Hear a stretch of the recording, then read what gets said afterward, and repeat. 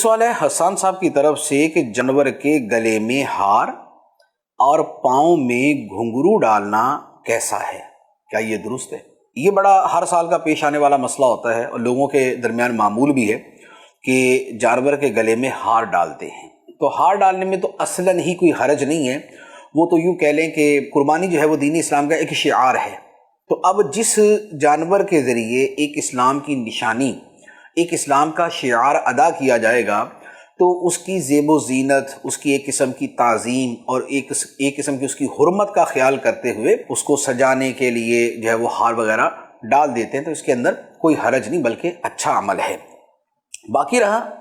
کہ گلے میں گھنٹی ڈال دی جائے یا پاؤں میں گھنگرو ڈال دیے جائیں، اب اس کا کیا حکم ہے؟ تو اس کے حوالے سے عرض یہ ہے کہ بعض احادیث میں اس طرح کے الفاظ ہیں کہ جس میں ان کی ممانعت ہے، لیکن علماء کرام نے یہ فرمایا ہے کہ وہ جو ممانعت ہے وہ بنیادی طور پر یہ جو ہمارے قربانی کے جانور ہیں ان کے حوالے سے نہیں ہے، وہ جو ہے وہ بیسیکلی وہ دارالحرب کے مسائل ہیں، وہاں پر دوران جہاد کے مسائل ہیں، اور اس کی وجہ سے جو ہے وہ جو جنگی اہداف ہیں ان کے حصول میں رکاوٹ پیدا ہونے کی وجہ سے تو وہ اس کی صورتیں کچھ اور بنتی ہیں۔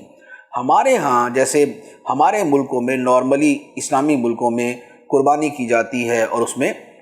جانور کے گلے میں گھنٹی ڈال دی ہے، گھنگرو ڈال دیے، تو وہاں کا حکم جو ہے وہ ایسا نہیں ہے، بلکہ عام طور پہ اس کی ایک منفعت جو ہے وہ مقصود ہوتی ہے کہ مثال کے طور پہ اگر رات کو چور ہی اس کو لے جانے لگے تو لے کے چلے گا تو اس کی گھنگرو گھنٹی کی آواز سے جو ہے نا وہ مالک کی آنکھ کھل جائے گی، یا جو ہے وہ چوری سے جو ہے وہ رک جائے گا۔ اور اسی طرح تھوڑا سا یوں کہہ لے کہ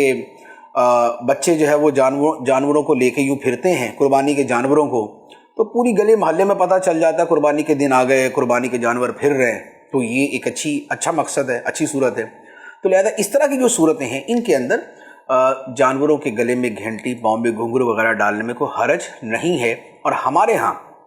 جو یہ عمل کیا جاتا ہے وہ اسی طرح کے فوائد کے پیش نظر کیا جاتا ہے۔ ہاں اس میں یہ خیال کرنا چاہیے کہ جیسے جانور کے گلے میں ہار ڈالیں یا گھنٹی ڈالیں یا پاؤں میں گھنگرو اس کے باندھیں